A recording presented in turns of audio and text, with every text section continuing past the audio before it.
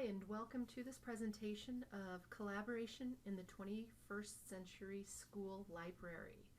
I am your presenter, Paige Bradenkamp.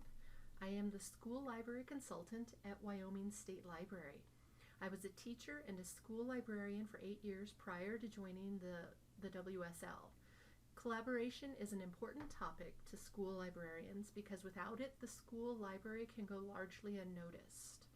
And in times like these of great budget crises, going unnoticed as an important part of a student's learning experience can mean getting cut. Collaboration is also a means to getting access to more resources. Technology is a great example. With the cost of some technology toys like 3D printers, it helps to have a partner that can loan you and your program access. An objective of this presentation, beyond what is stated on this slide, is to provide you with information. It is by no means exhaustive. There is a lot of information and there are a lot of programs with stories of their own collaborations. I simply want to cover some of the basics of collaboration, what it means, who could be good candidates for collaboration, what some levels of collaboration are, what true collaboration looks like when you're working with somebody, and then to provide a few resources to get you started. Some of this information may be familiar to you, some of it may be new, and I just hope that it is helpful to you and your students. What does it mean to collaborate? The Oxford Dictionary says that one definition is to work with someone to produce or create something. Another less desirable definition is traitorous cooperation with an enemy. Unfortunately, the sad thing is that some school librarians may actually view potential partners as the enemy, instead wanting to do it all themselves. And that's a mindset that is detrimental to students and to our profession. So part of this presentation today is to help identify some of the barriers of collaboration and see, instead of seeing classroom teachers or potential partners as the enemy, to see them as opportunities to enhance your own teaching and learning experiences for students. Another definition of collaboration, and this is geared more towards education, is that collaboration is a trusting working relationship between two or more equal participants. Involved in shared thinking, shared planning, shared creation of integrated instruction. The main thing, I'm not going to read this whole slide, but the main point that I want you to take away from this is that through a shared vision and shared objectives, student learning opportunities are created. And that is what collaboration is about. So on that note, collaboration is not the goal. We are not collaborating for collaboration's sake. Collaboration is the vehicle for creating learning opportunities. It's just a way to make learning more accessible to your students. So let's look at what is the most effective way to achieve your goal. Okay, and for that, let's think about, you need to determine your goal for the lesson, the program, or the unit. And once you have that figured out, think about who might be able to help you reach that goal. So if your goal is to encourage reading throughout the summer, who may be able to work with you? And I have there a picture of a public library. The public libraries can be very helpful partners in many aspects of education, not just summer reading.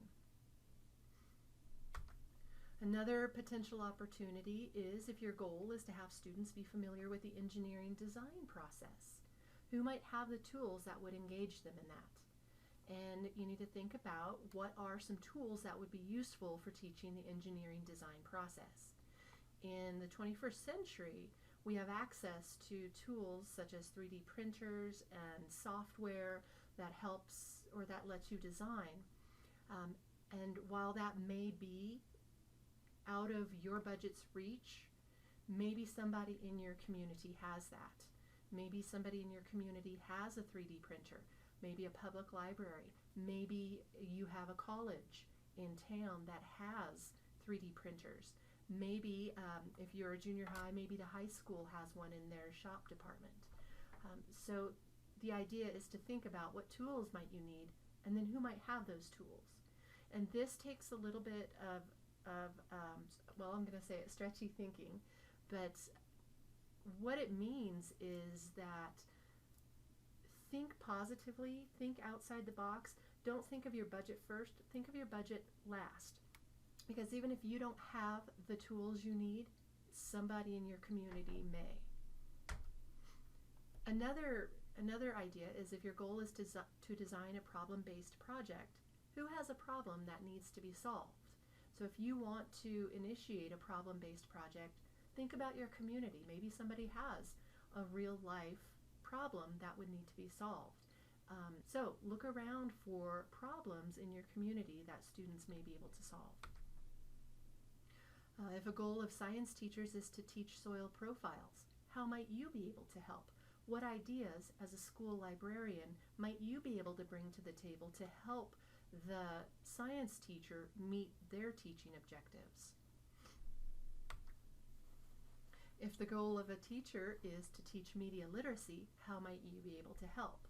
So not only finding people to partner with you in your teaching objectives, but also letting people know that you will be able to help them meet their teaching objectives. And that's how partnerships are formed.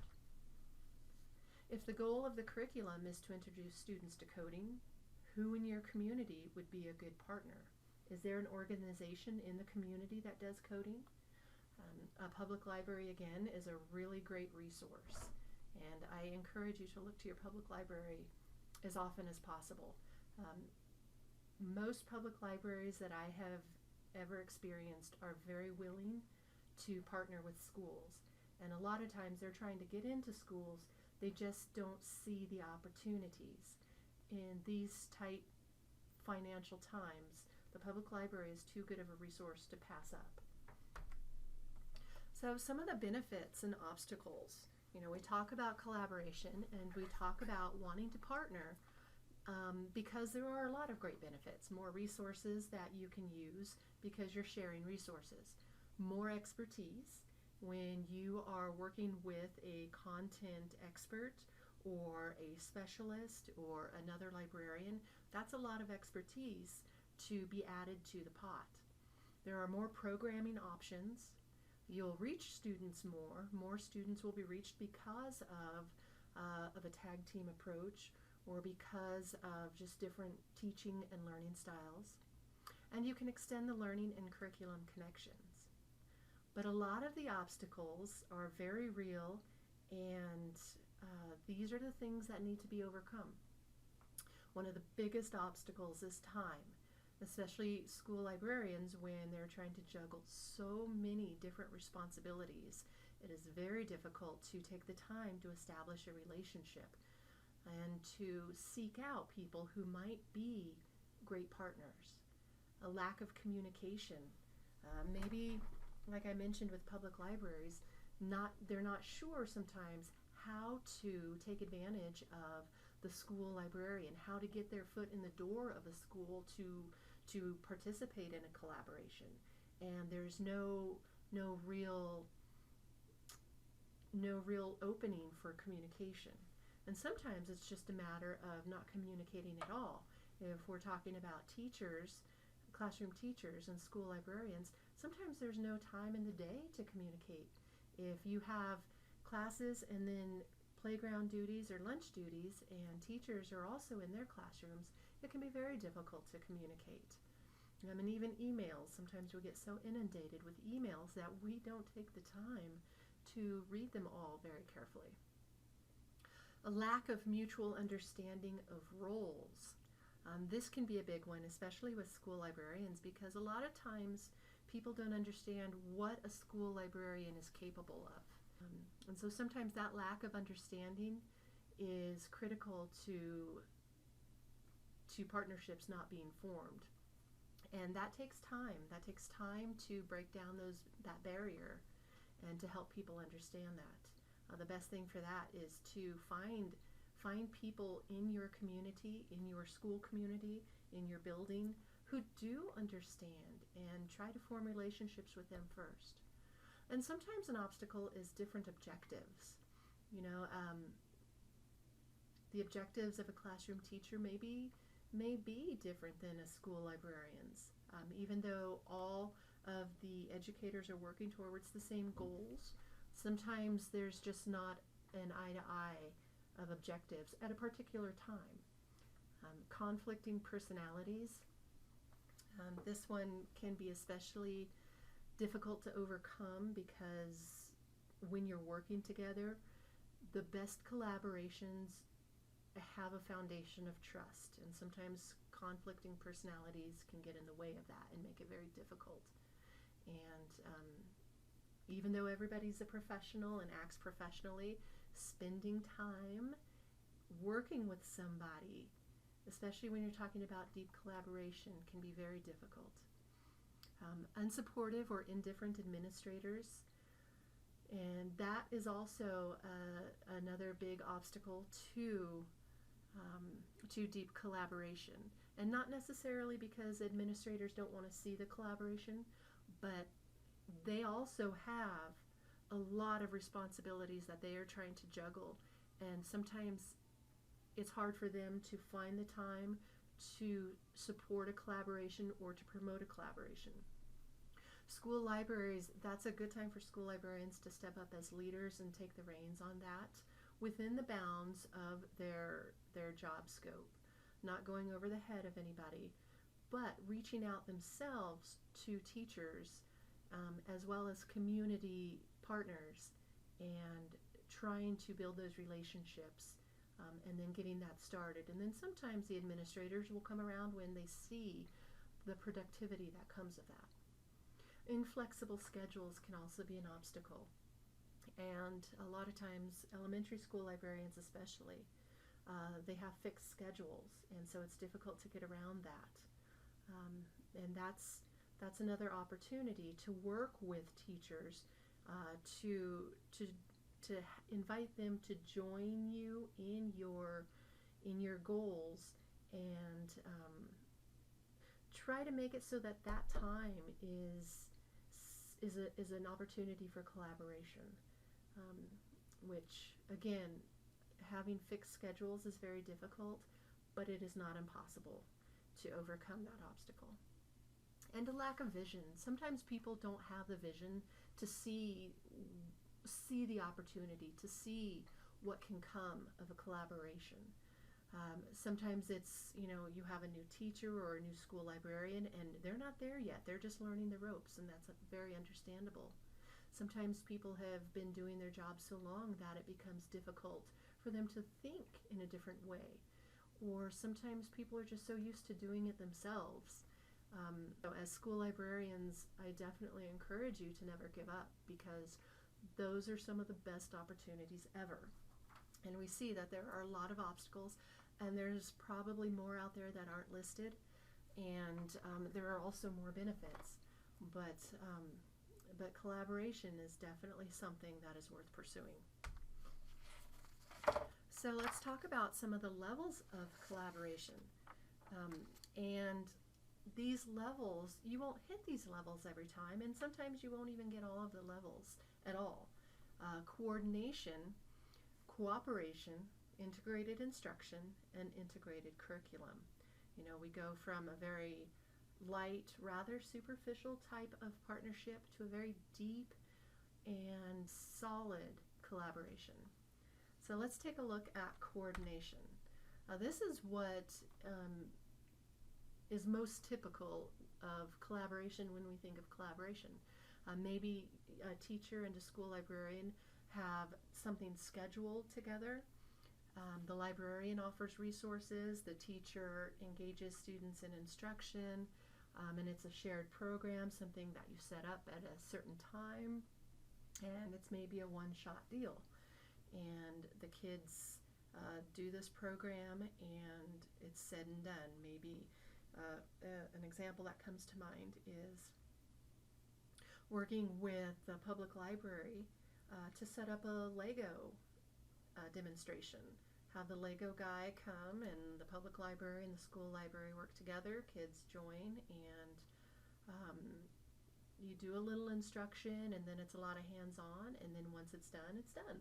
It's collaboration, It's not deep collaboration, but it is collaboration, and it still benefits the students because they get to see the public library and the school library working together, and they get to have a fun time and learn some things. It's a great level of coordination, and it's often a very good beginning. When we go to the next level, cooperation, this is where you begin to get an instructional strategy together. There's often a project involved, so this will be a little more long-term. The teacher and school librarian, or the school librarian and other community partner, they'll plan together, but the job responsibilities are divided. They're kept separate. The school librarian will do the information literacy component, and let's say the science teacher will do the science component. And they'll work together for as long as the project takes. And it's, again, very effective, but doesn't require quite as much of a foundation of trust. But again, this is moving to the next level, and with time, it moves on to integrated instruction. And this is where the content that is being taught and information literacy, they are joined at the hip. And it's kind of like tag team teaching, tag team instruction. The objectives are shared. There's a focus on student outcomes by both of the collaborating parties. The librarian, this is where knowing the standards, this is where you really shine as a school librarian, because you have an understanding of the standards, and this is where the school librarian, having that understanding, can really help contribute to the instructional component. Again, this takes a little deeper level of trust on the school librarian's part and the teacher's part, because a teacher who isn't quite comfortable with their knowledge of content or with their own teaching strategies may feel less confident.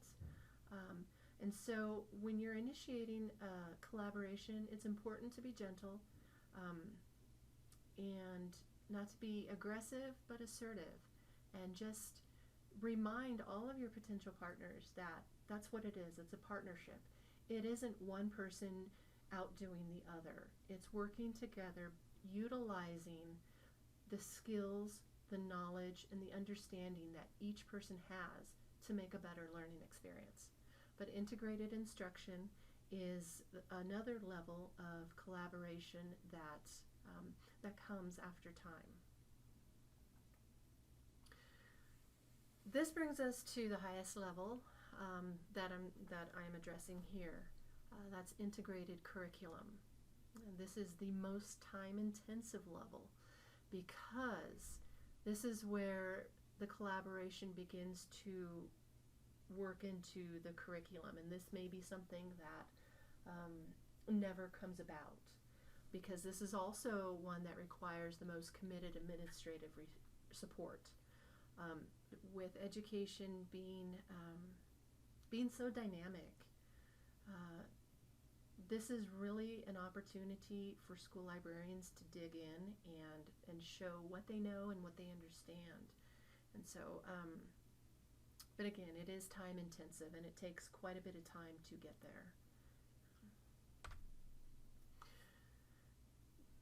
Let's look at a sample collaboration planning form, because we talk about collaboration and, well, how do you really start it? Sometimes this works, a collaboration planning form, and sometimes it'll be a little less formal. Either way, it's a good idea to have things written down. It's good to have the stuff written down. It's good to have the standards that you're trying to reach. And then that way, instead of trying to read somebody's mind or somebody trying to read your mind, it's there on paper. And I think that helps with the communication piece. And as we all know, communication is often the piece that we have the hardest time with. Now, this is a collaboration planning form that I pulled from the AASL Toolkit for Promoting School Library Programs. There are a lot of resources there, collaboration forums, a lot of ideas for collaboration, potential partners, as well as stories about school and public libraries that have successfully collaborated. So I encourage you to take a look at that. Let's go to the next slide. When you are collaborating, there are different attributes of collaboration. It's going to look differently depending on what you're doing. But I wanted to highlight down at the bottom the attitude. When you're really collaborating on a deep level, partners are equal. One partner isn't going to think that the other is just there to get something out of it and not contribute. They're both on equal footing. They're both getting something out of the partnership, and there is a trust foundation, and it's beneficial to both parties and ultimately beneficial to your students. And this can apply with any community partner that you're working with.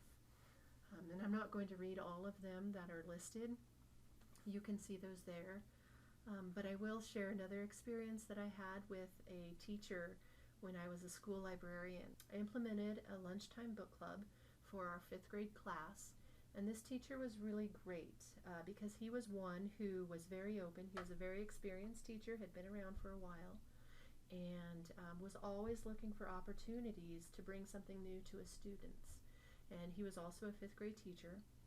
But I mentioned to him that I would like to have a book club, and he was very open to giving up his lunch once a week to help with that. That was really beneficial because he was able to contribute his own experiences, his own understanding of literature, and as well as let me contribute to the lunchtime book club and the planning, which as a newer school librarian was very important. So he was kind of a mentor, but also a collaborator in the sense that we worked together to bring about a very successful lunchtime book club that had a lot of students participating. But that was an example of finding a willing teacher, somebody who was already open to it. Future collaborations sometimes didn't go so smoothly, but with a little persistence and with the evidence of other successful collaborations with teachers who were very open to it, teachers that were more resistant began to thaw, I guess, a little bit. So that was just a story I wanted to share about an experience with collaboration. And not all collaboration will be successful. And you need to be ready to reflect on the effort and identify what went right and what did not. Maybe it was just poor timing. Maybe it had to do with the lesson. Maybe it had to do with personality conflicts. But it's always important to reflect on what worked and what did not. And maybe it's something that you try it again later and it would be fine. But try to identify with your collaborator, with the person you're partnering with, try to identify what didn't go right but what did go right, because you want to celebrate that too. And here is a picture of the iterative process of collaboration. It's not a straight line, but starting at the top, you realize you have a need for collaboration. You have something in mind. Let's go back to the engineering design process. You want to utilize that. You want to work with your students on that. What tools do you want? You see a need for collaboration. Find a partner, decide on an objective. What are you guys going to work towards? Plan a lesson, implement it, reflect and evolve. Maybe that goes to planning a unit. Maybe it evolves into a unit. Maybe you go back to the drawing board, plan a different lesson. Connect with other teachers and partners, and then ultimately tell the story. Tell a successful story. Share that. Let your administrators know, let other teachers know when something goes right. And even if something didn't work so well, don't be afraid to let people know that, hey, we tried it, it didn't work, but I want to try this. I have another idea. And so this is just something to look at once in a while, but it works with teachers, public librarians, and other community members. And again, the reflection piece, there's a little Calvin and Hobbes. Don't always think it's the people involved that is the reason it didn't work. Sometimes it really is just the timing. Heck, it could be the weather. Maybe a lesson didn't go right because the weather was bad and everybody was moody. So don't be afraid to reflect and think objectively. So here are some more resources to look at. A lot of these are available online, and some of the resources are available here at the Wyoming State Library. And you can interlibrary loan resources from the Wyoming State Library. Feel free to get online at Wyoming State Library's website, and you can interlibrary loan, or you can also access the recording of this webinar in the webinar archives. That's all for me for today. Thank you so much for joining me. If you have any questions, you can reach me at the phone number here, the email, and check out my Twitter. And have a great week.